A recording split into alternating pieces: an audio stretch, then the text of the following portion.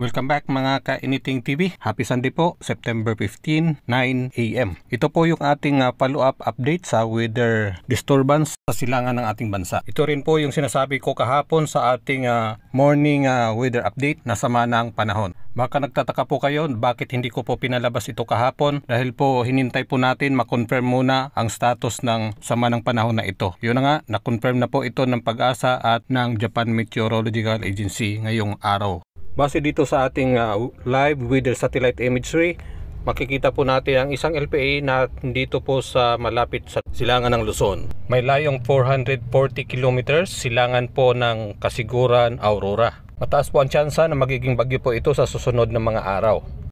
Ang isa naman nandito po sa labas pa ng PAR.